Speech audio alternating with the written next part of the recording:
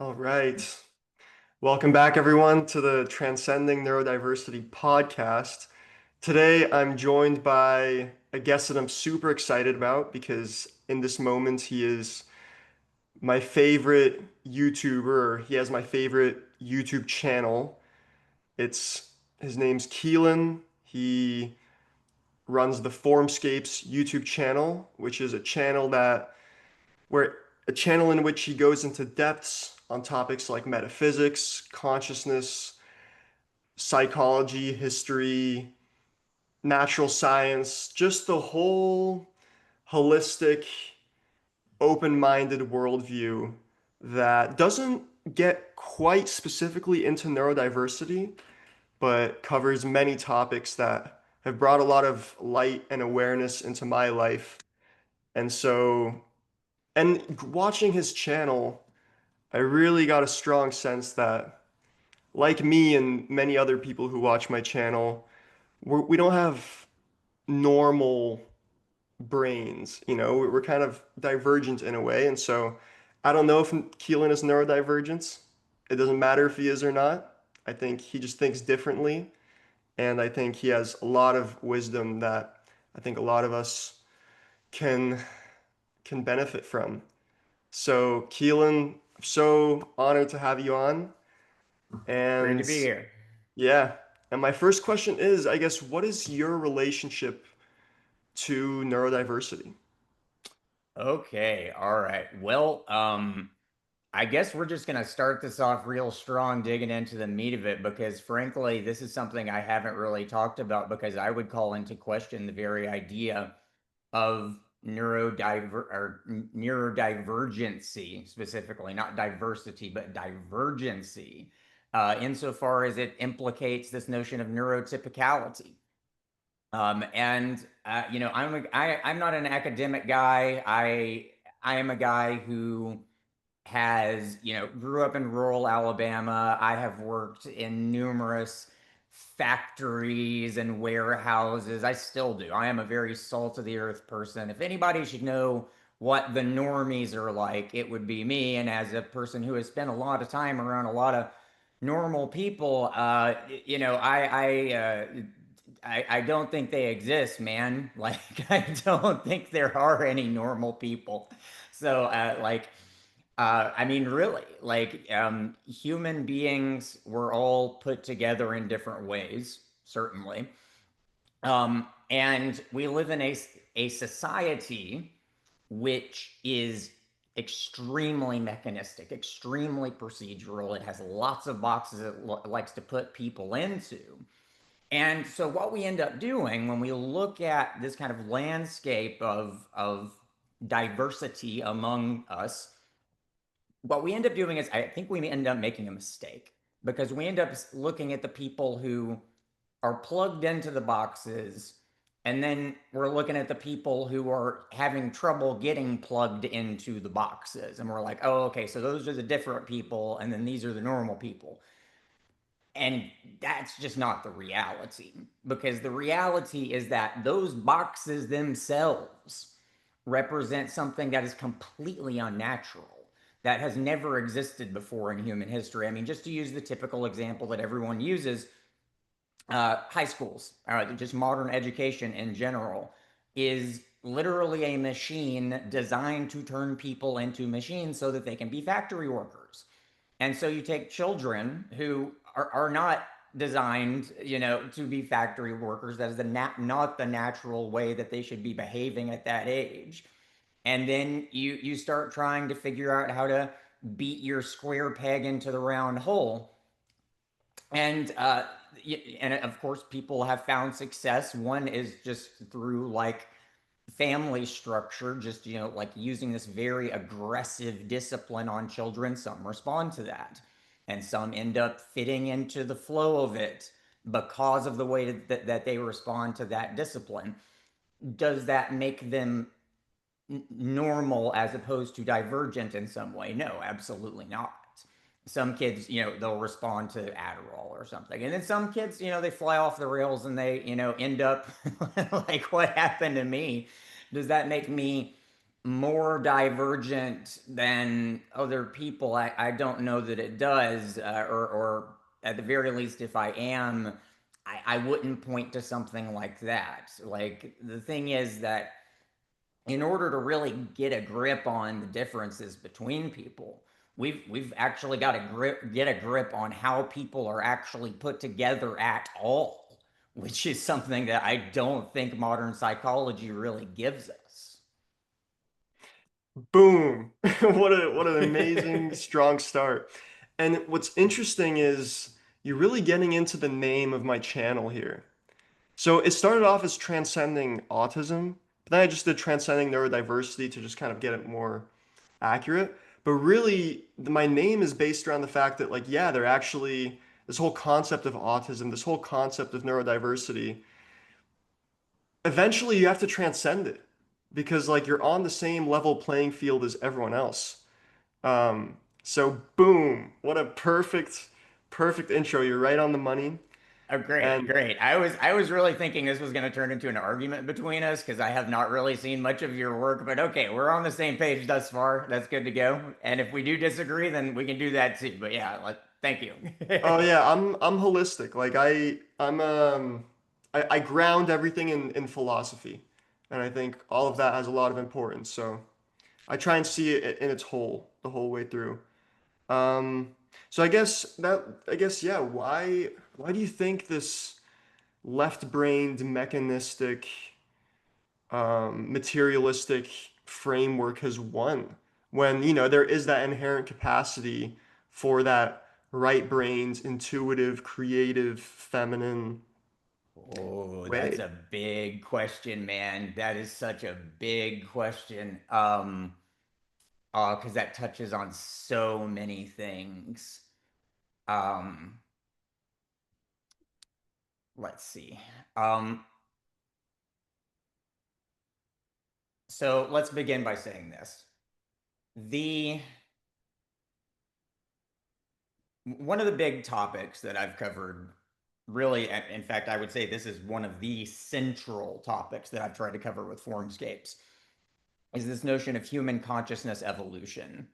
Um, and the way that our egos, which is to say our sense of selfhood, what we consider to be like inside of this like bubble of what we feel ourselves to be and what we feel like we have agency over.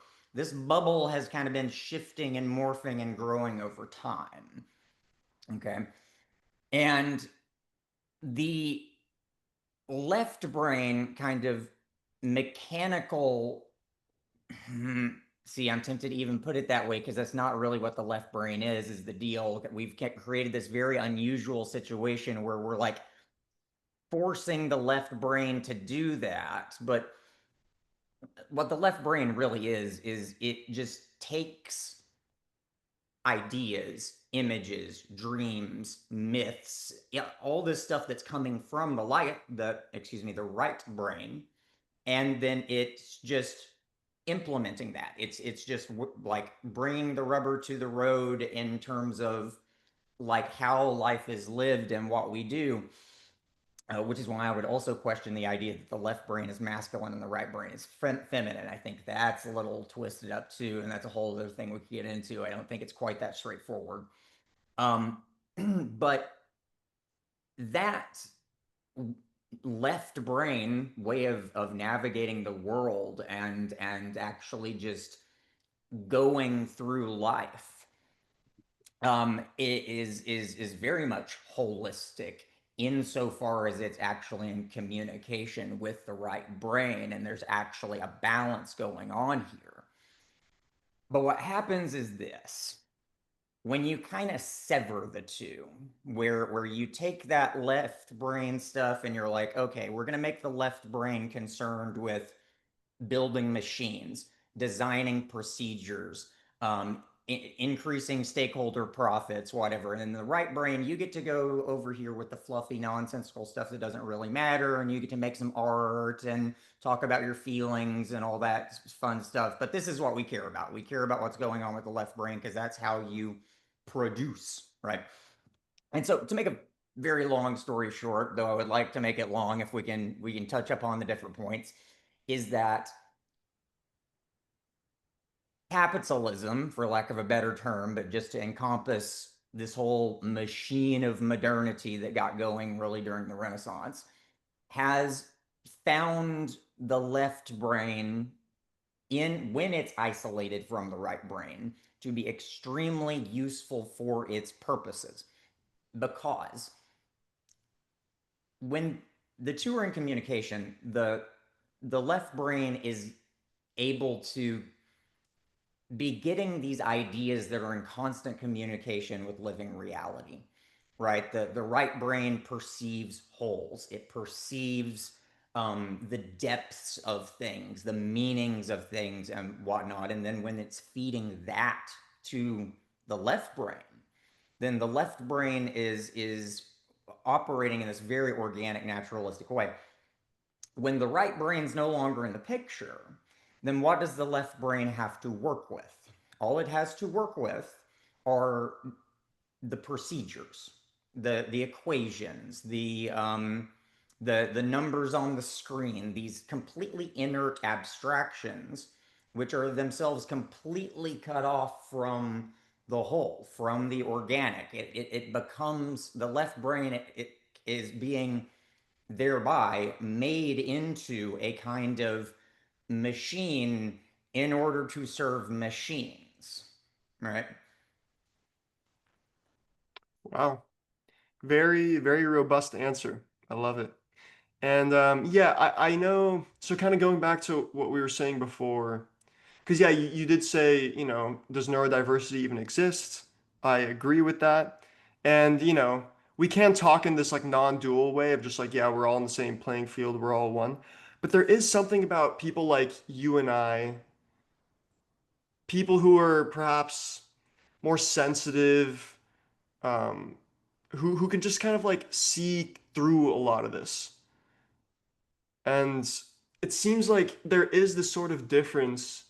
I am wanting right now to like pinpoint sort of like the difference between, you know, the ones who don't realize they're in the machine versus the ones who are very kind of like awake to it and like Yeah, I mean that feel the okay, so friction. that's definitely a meaningful distinction we can make. I mean, we can make meaningful distinctions between people all day long. I'm not questioning diversity. People are definitely put together in different ways. It's the idea of divergency and then typicality is really what I'm trying to call into question here because that I think there's some problems with that. But in any case, yeah, the awakening you're talking about, like this is probably the most culturally poignant time to be talking about that for sure because there does kind of seem to be this mass awakening going on, and it's definitely not everybody.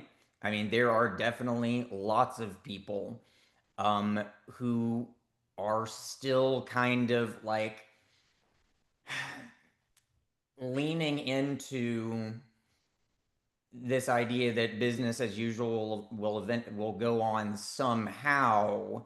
But I find that even that is dwindling. I find that even the people who are really committed to, like fractional reserve banking style capitalism and neoliberalism and mechanistic science, it's not like even they aren't saying like yes, everything's fine. Like they like you can even when they talk, if you listen to them, there's like this underlying like almost apocalyptic tone with which but then they'll pivot to start talking about these grand like transhumanist ideas like yes, we're going to escape by creating our own matrix and then we'll get to live forever in the pods and all that. And so it's like even those who seem the most committed to the quote unquote machine, there's still this underlying feeling of like, this is not working. Something about this just does not feel right. And so then the question becomes, okay, well, what exactly is wrong and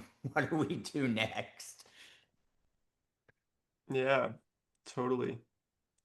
Yeah, I guess for me, like the one of the ways that I've sort of understood a lot of this is kind of like more from a spiritual lens. of just like there's just different souls, like inherently different souls, and in a Mm. way,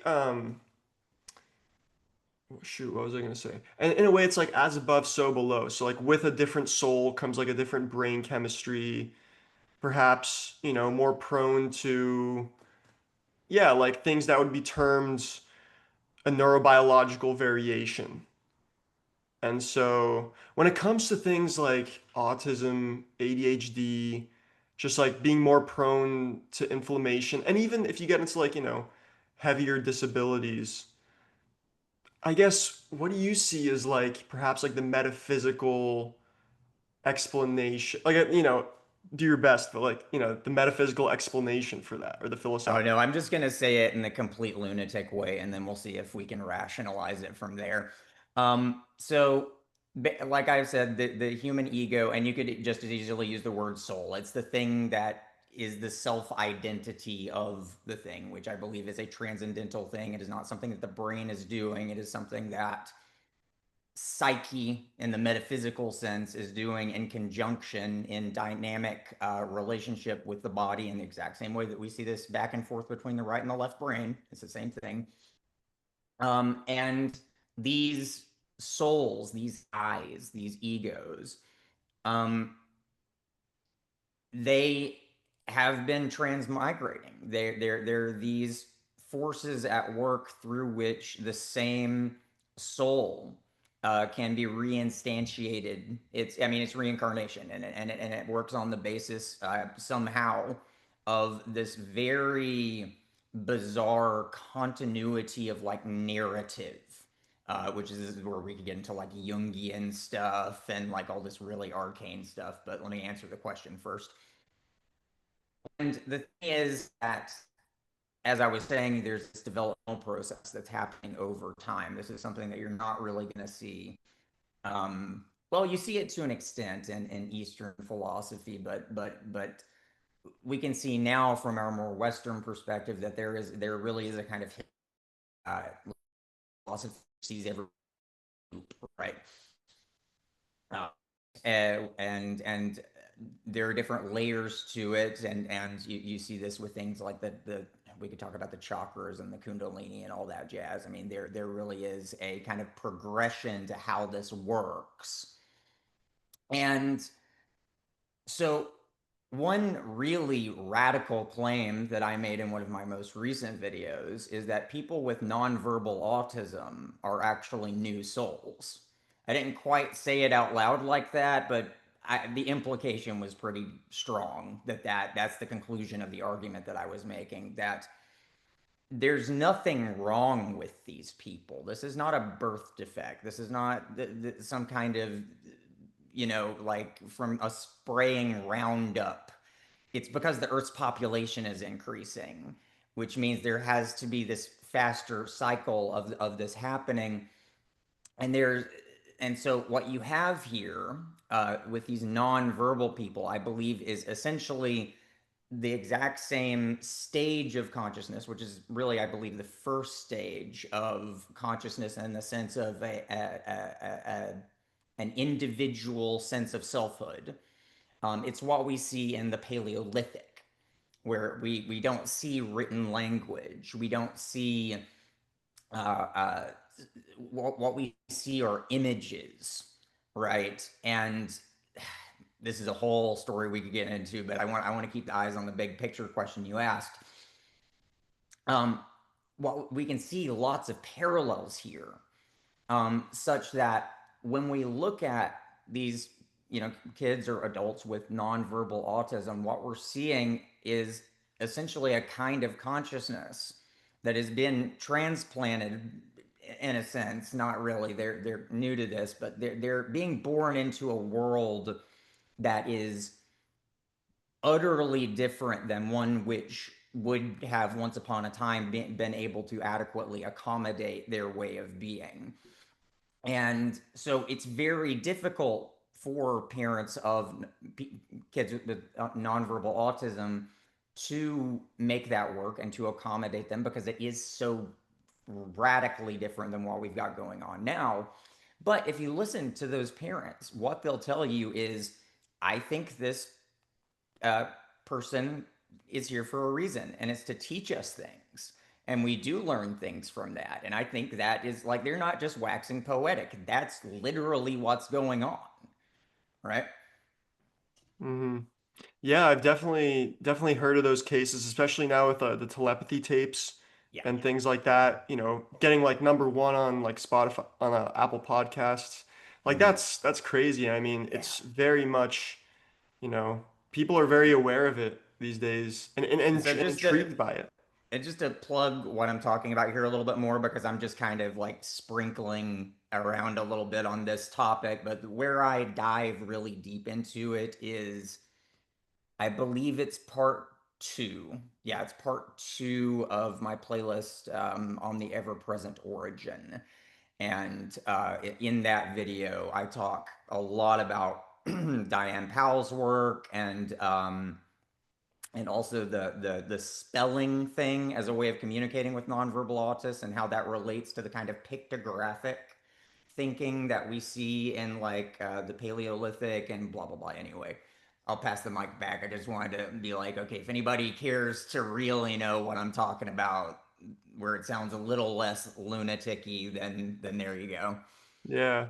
Check out his content, y'all. Seriously, it's good stuff. Yeah, and then like in my personal experience, back to what you were saying, it's like I think one aspect of my relationship to neurodiversity is that since I was as young as I can remember, I always felt different from the other kids. Like it was just, yeah, I think I have that different soulness to me, and that's like, yeah, what I kind of try and speak on um, in a lot of my videos. And you mentioned the term, or you mentioned the word accommodate, where you were like, these new souls, like the nonverbal autistics. It's like, how do you, I guess, Earth has like trouble, or humanity can have trouble accommodating those like new souls because it's just so different, right? Mm, And in the neurodiversity space, the word accommodation is like very common. I mean, like a lot of it is just like, how can we be accommodated? How can we be accommodated to fit in? That's really what the neurodiversity movements, as a social justice movement, is really asking for, is accommodation in a yeah. way. Yeah, see, something about that doesn't rub me quite the right way. I was saying accommodation in the sense of like parents, accommodating their lives to a child, but like we're adults, man. Like when the world is talking about accommodating people who are different in certain kinds of ways. I mean, something about that just seems really malicious to me. First of all, because it's like, who's speaking with accommodation? Like, is it us asking this giant hell world machine to accommodate us? Because yeah, like, it's going to do that, and we're not going to like it. Or is it the giant machine hell world thing telling us that it's going to accommodate us, like, oh, calm down, you just feel this way because you're different. It's not because we've created a fucking monstrous hell world. It's because you are special. But here's some drugs, it'll be okay. See, like, there's these little semiotic plays at work within the politics of that kind of thing that just make me feel really iffy about it. And this again kind of goes back to what I was saying with this diversity versus typicality thing. It's like, we're all diverse, and really we're all being asked to accommodate the machine, because we are all square pegs being hammered into round holes. And so what we need to be talking about is not like, oh, how is my uniqueness going to be accommodated by this monstrosity? What we need to be asking is, how do we create something that's not a monstrosity, so that that diversity is actually doing something positive to begin with, right? Hmm. Wow. I mean, I don't disagree. I don't disagree. I think like you could say something like, like the machine like isn't gonna die overnight. And in a way, it's like technology is always just responding to what humans input into it. right? Like the internet is just a product of what like humans input into it, kind of, from like a Heideggerian standpoint. So in Oh, a way, it's like, from how a do we, Heideggerian standpoint, that is not the case at all. Technology is absolutely not just what human beings put into it. So let's talk about Heidegger's On the Question Concerning Technology. Since you touched upon that. All right. So in the question concerning technology, have I got it lying around? Maybe not, whatever. In the question concerning technology, Heidegger is talking about what the essence of modern technology is. And he starts off by saying something very cryptic sounding. He says, the essence of modern technology is nothing technological. And so what he that sounds kind of paradoxical, but what he's saying, he's like, look at non-modern technologies. Look at stone axes, arrowheads, wooden bridges. Look, and then look at modern technology. There's something completely different going on here. There is an essence to modern technology, which is making it uniquely modern. Okay. And so then an example that he uses is you can contrast like a wooden bridge with a hydroelectric dam. And so something really interesting happens here. So Heidegger, he's very influenced by this German phenomenological tradition, including figures like Hegel and Husserl. He's very interested in this idea that the way that we engage with reality changes the way that it is disclosed, the way that we perceive things like bottles or lamps or bridges or rivers or whatever is conditioned by the way that we relate to these things. That changes how we think about them, literally how we perceive things. Changes on the basis of the way that the human life world is constituted from the ground up. And so with the bridge, Heidegger says the bridge discloses the river in a certain way. It makes it something so that you can literally just look at it from a different vantage point. You can fish from the bridge. Now the river constitutes a demarcation point between the two different parts of the town, as opposed to before, maybe it was like the town was just on one side of the river, and so the river demarcated between the civilized world, which is the town, and then the wilderness beyond, which is maybe dangerous. Like you can see how, like, within a folk tale, for example, that river might have represented the boundary between the world of normalcy and the world of, the mysterious, the magical, the beyond. Like this, I mean, whether we, no matter how modern we think we are, we still perceive the world in terms like this. This is something Jonathan Peugeot has been really good at highlighting. But in any case, compare that then to the hydroelectric dam, because fundamentally that wooden bridge, although it does change and recontextualize everything, the river still remains a river, the forest still remains a forest. But when you with the hydroelectric dam, something completely changes. The river is suddenly no longer a river. It is now what he calls a standing reserve of potential power to be extracted and used.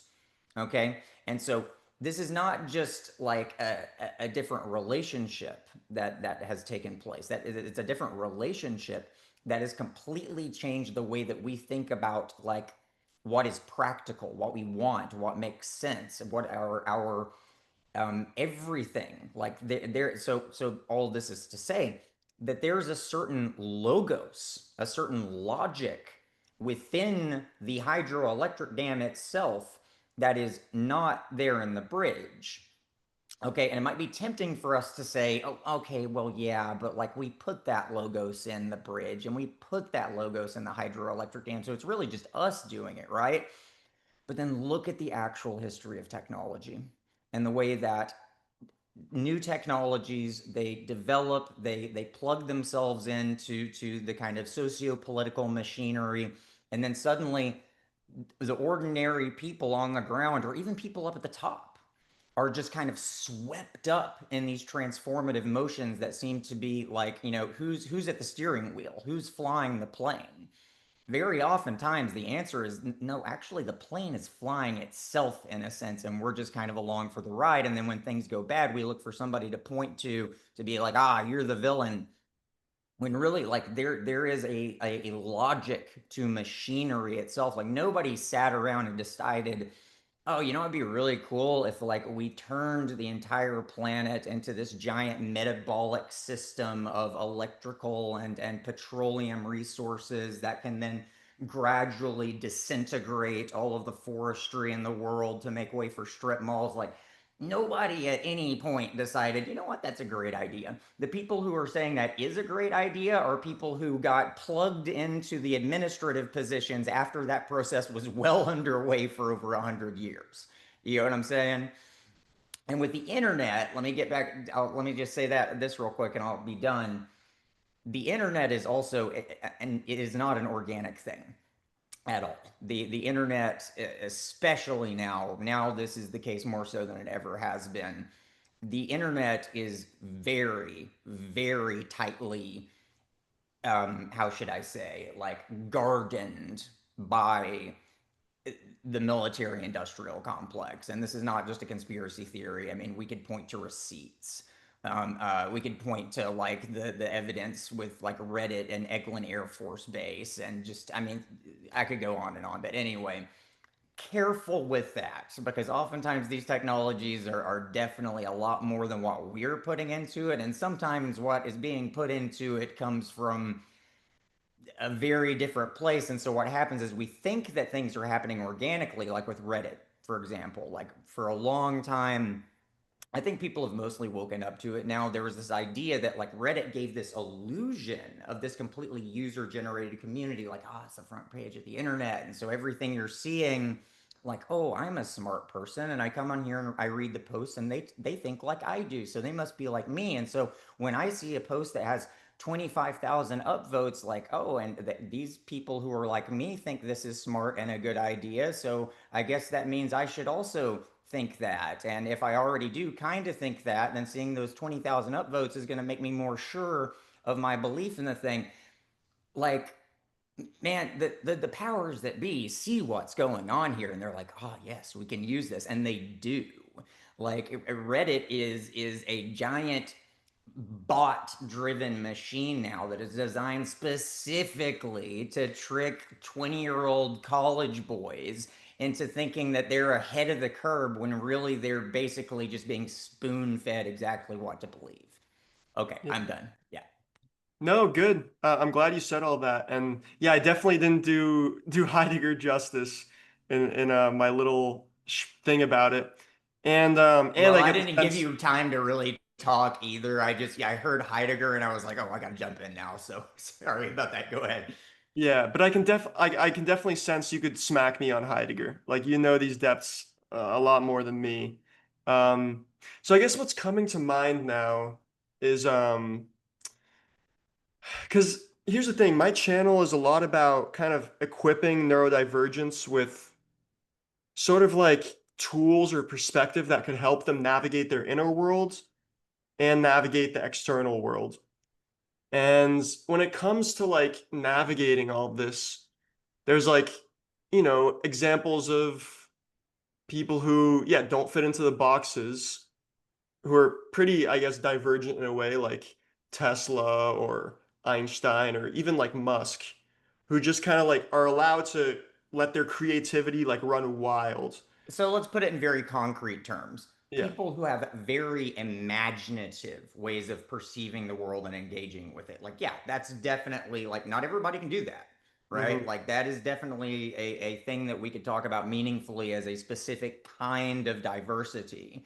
And yeah, it does create problems very often. The most kind of envisionary people have a really hard time just navigating ordinary life. And there, we could talk about the reasons for that, but a big part of it is that um we are in a world that has for a very long time been systematically just not really accounting for our existence. And when it does account for us, it's not a pretty sight. I've seen this so many times. These, bright, brilliant people, and they go to college and get a degree in art or whatever.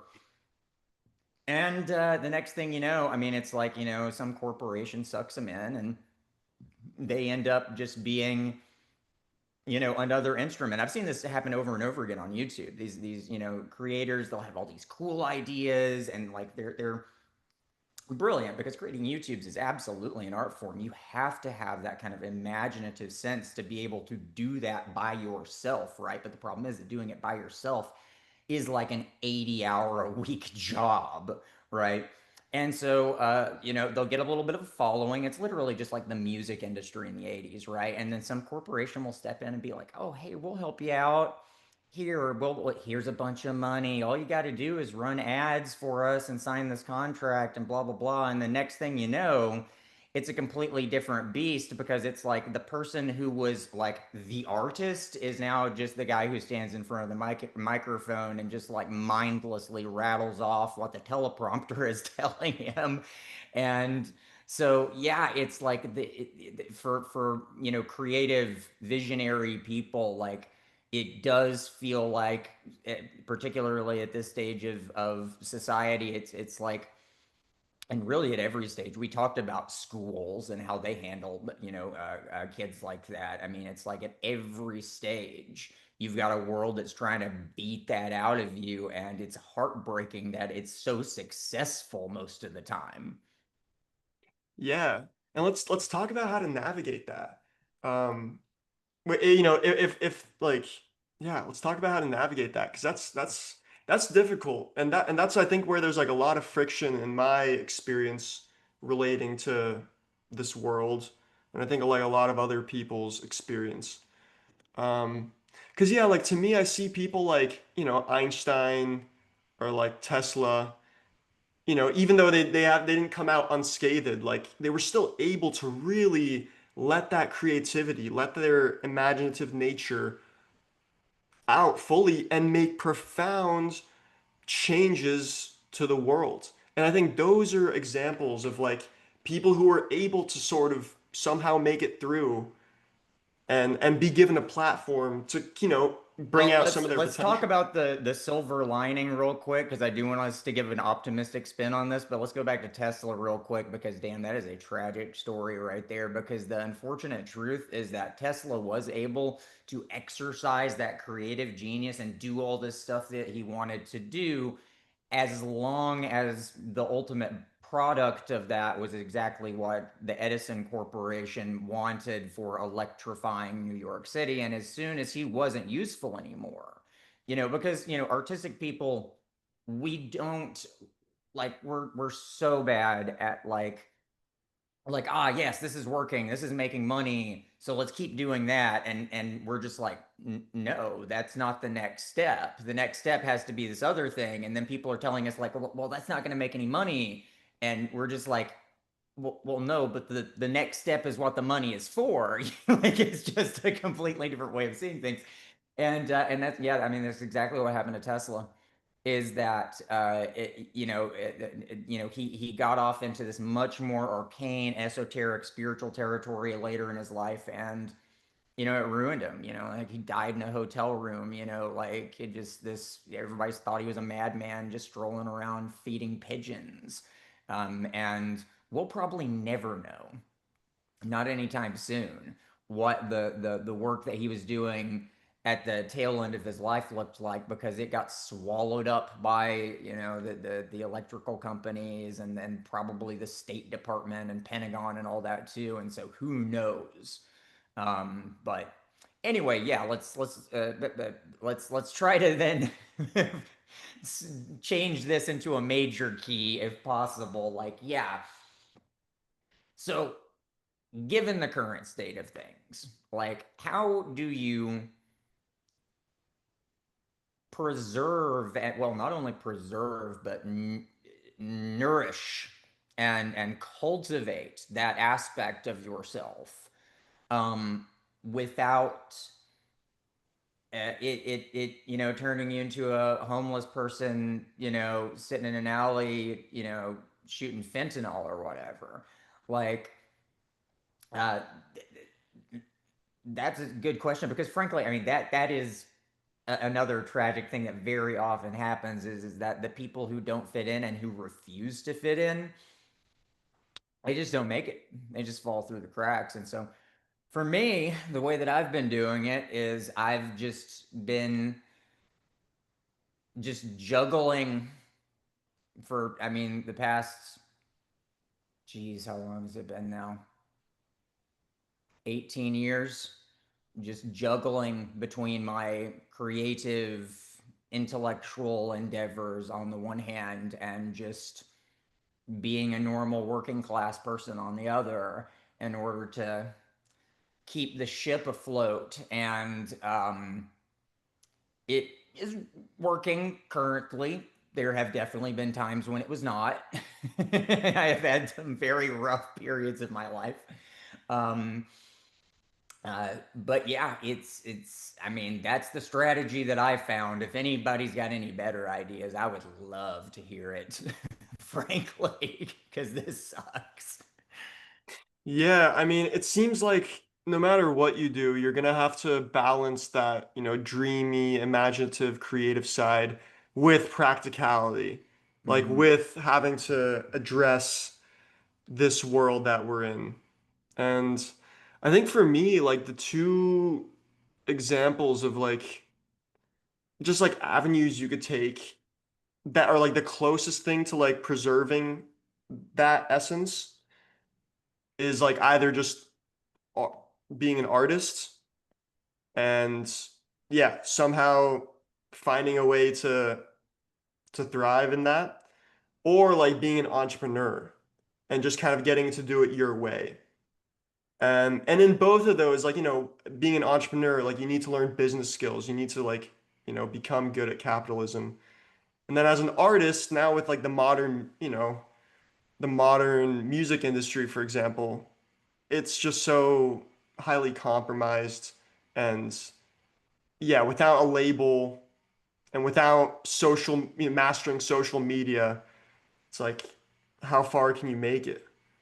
Um, Well, I mean, at least now we do have crowdfunding. We do have Patreon, we do have Kickstarter, we have things like that, which do make it a lot easier to be an independent artist and not get swallowed by the vampire machine.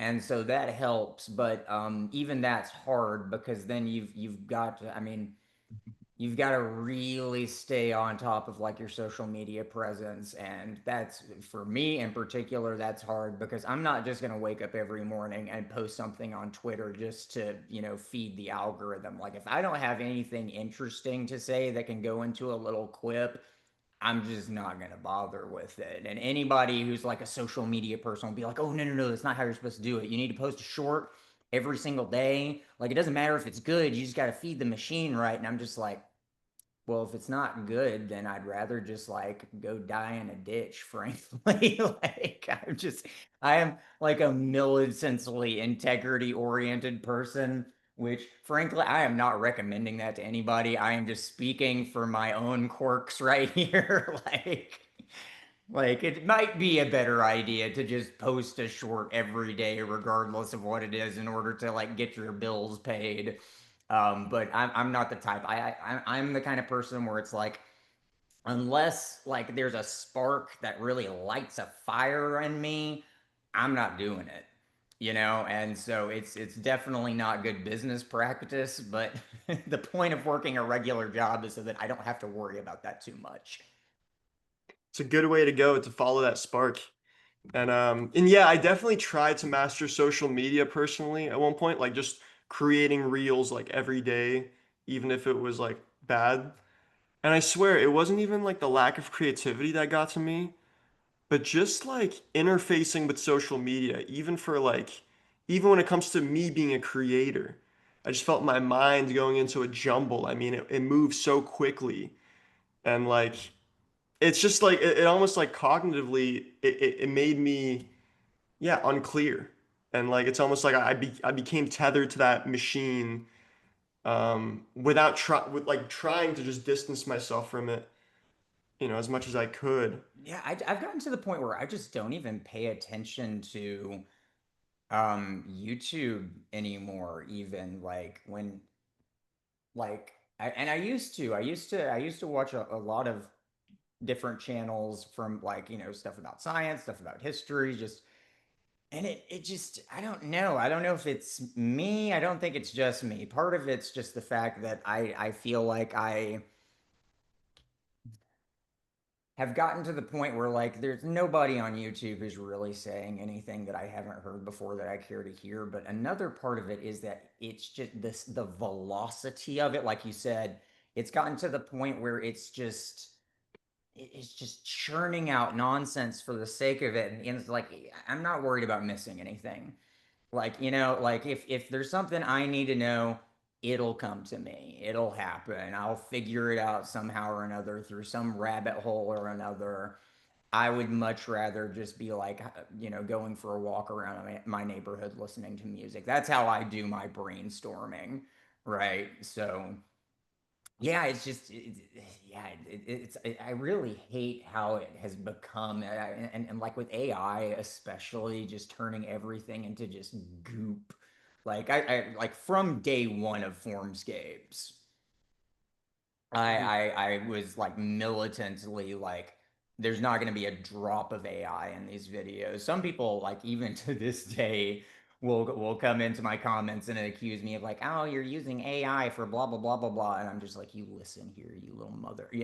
Like I get so angry about that because but anyway, it's I mean AI has made it easier to make stuff, but it's also just turned everything into just goop, and it's I don't know, man. It's getting to the point where I'm just like, do I even care to do this anymore? I've joked around about this, and every time I joke about it, I'm becoming less. It's becoming less and less of a joke. I keep on saying that I'm just going to like Formscapes is just going to be like cassette tapes and like slide cards with the images that I sell in like a box. And like again, it's funny, but like if in a few years I'm actually doing that, just look back on this because I think things might actually go in that direction. Man, I wonder if there is going to be like kind of a turning point or just something like that. Because I mean, I think everyone's kind of aware and sick of AI slop, for example. And AI slop is like just a almost like a great example of just how far this uncreative nonsense has gotten. And so I wonder, like, do you see?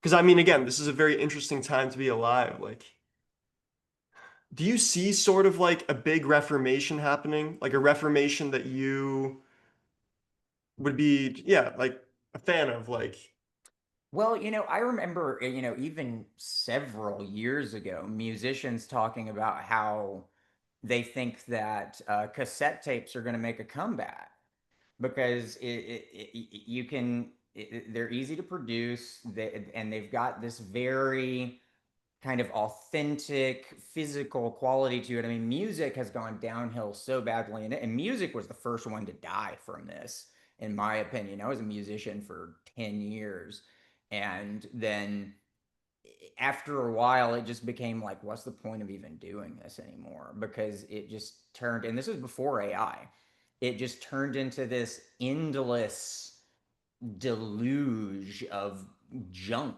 And I remember when I was younger, when I was like, in like the early 2000s, like I would go to a record store and I would buy a CD and then I would listen to it start to finish over and over and over again, even if I didn't like it that much, because I paid for it, because it was mine, because I wanted to understand. Like if I didn't like it, I wanted to understand exactly what I didn't like about it. Right. And people took things seriously. I mean, people had record collections that were kind of part of their identity. Now people just have Spotify playlists.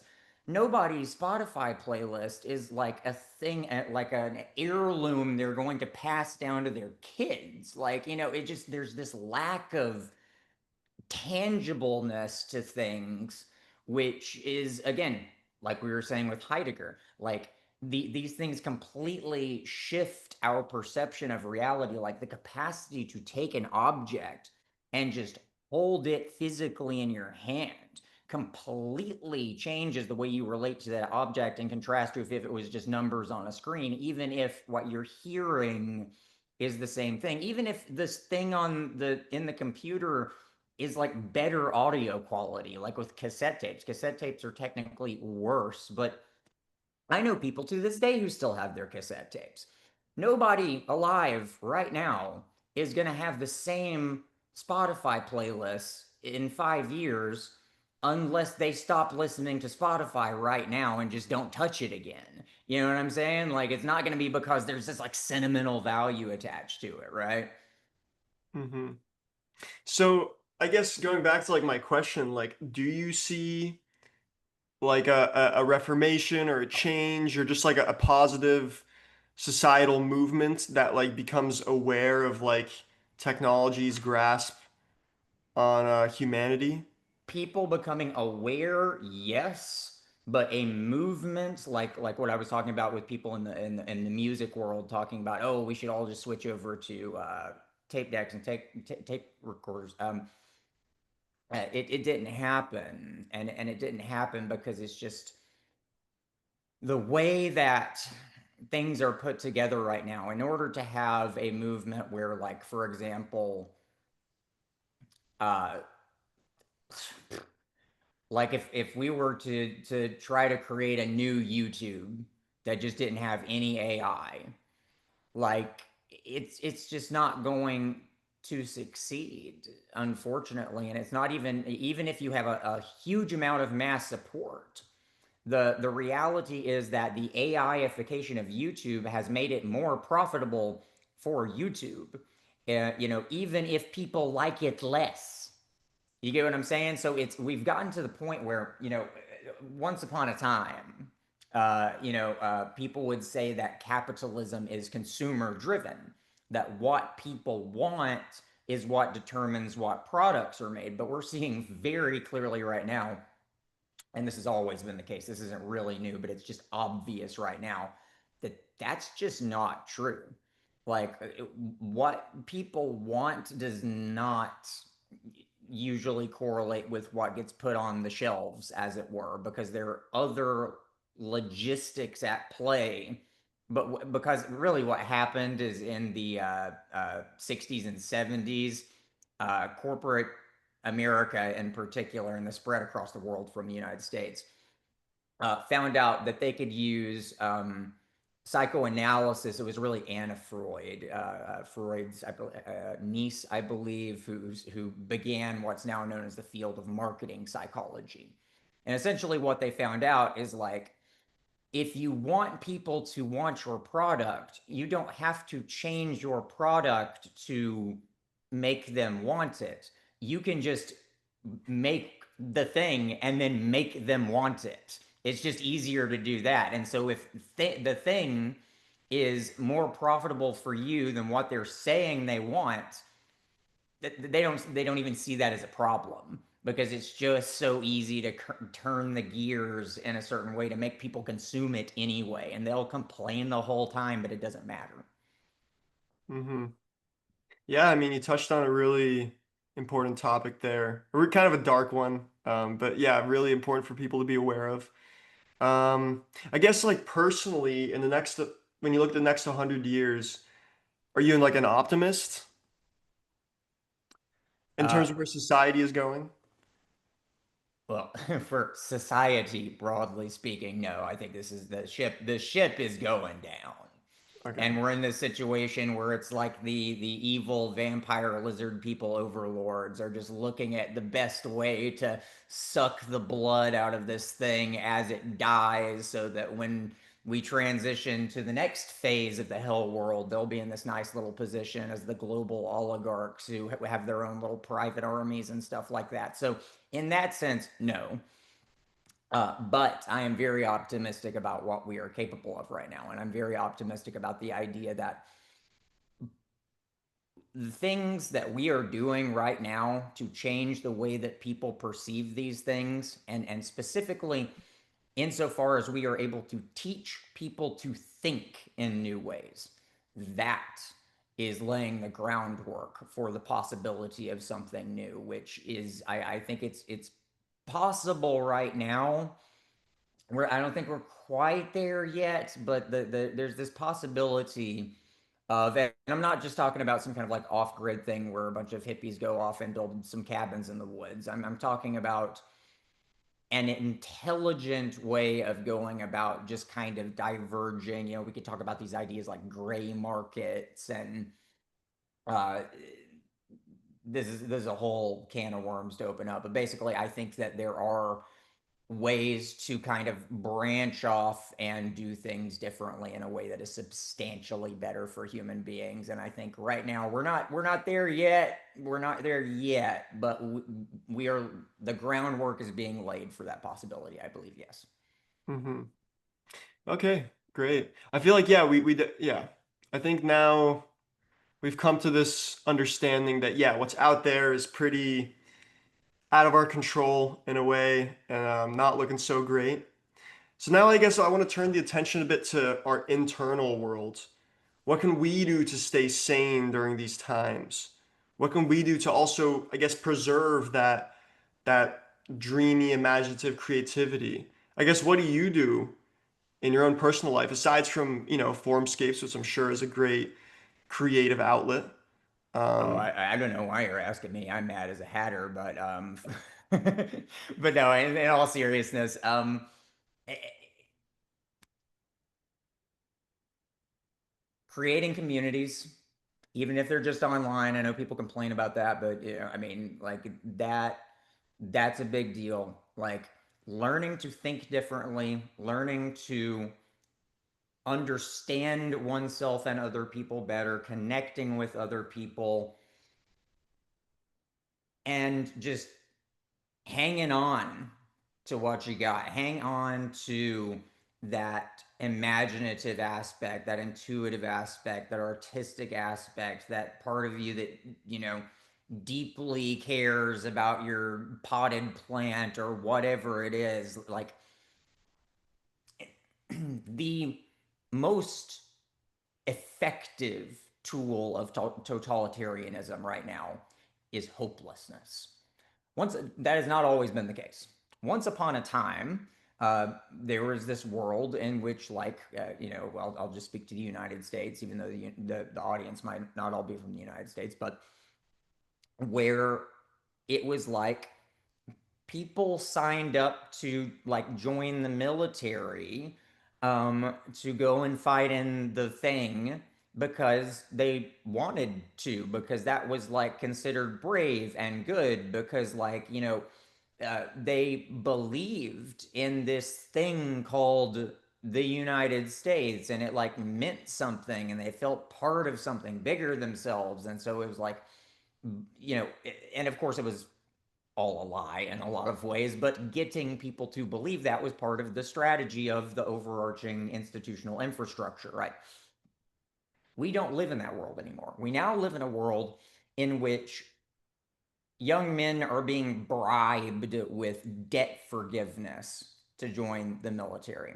So what is that telling you right there? It's telling you that this thing, it doesn't care whether you believe in it anymore or not.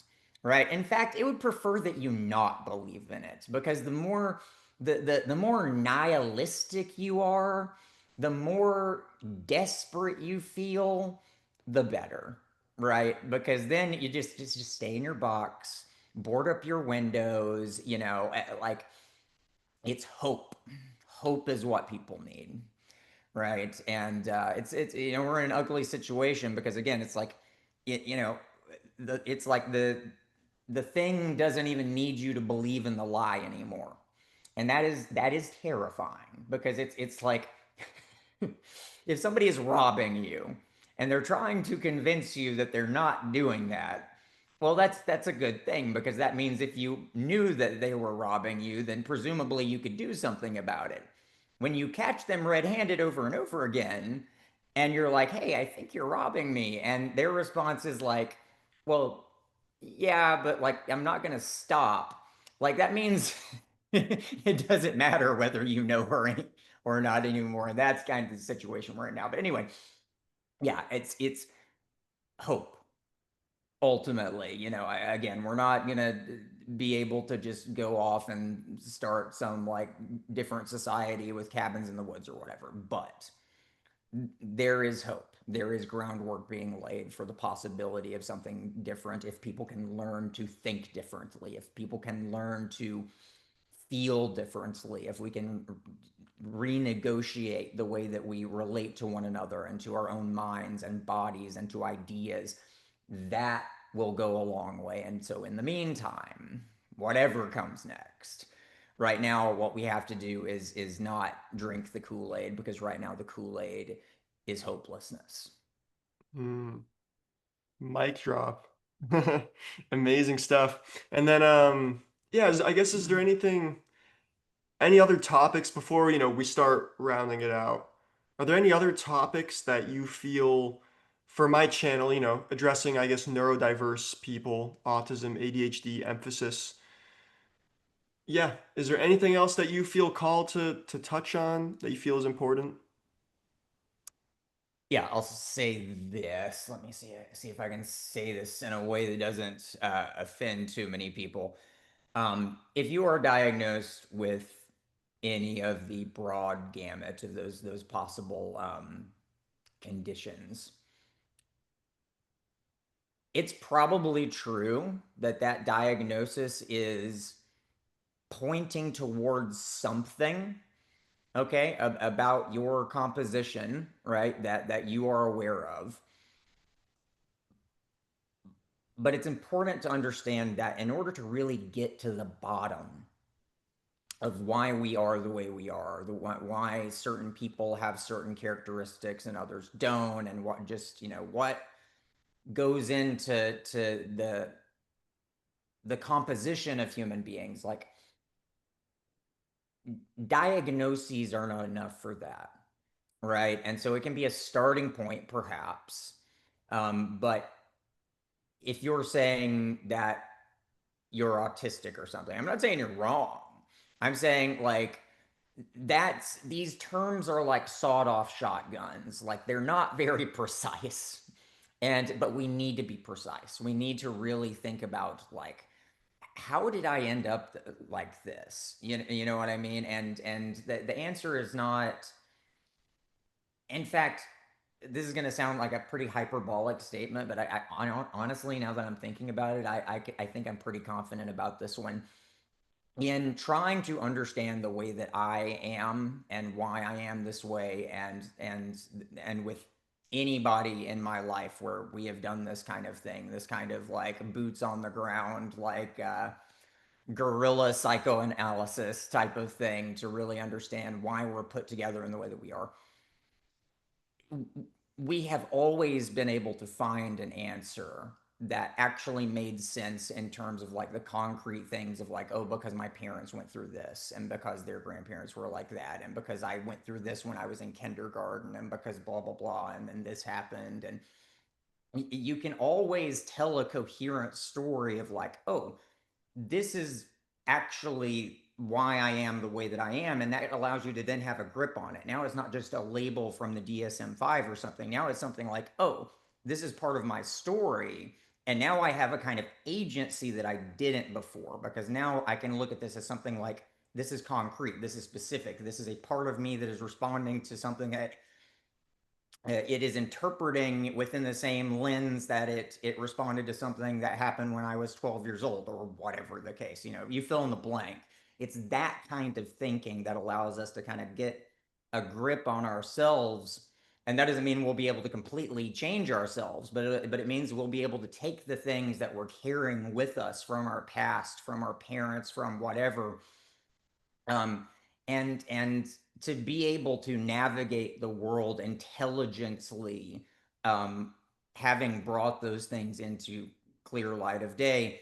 If you do not make the unconscious conscious, it will rule your life, and you will call it fate. So said a certain German guy.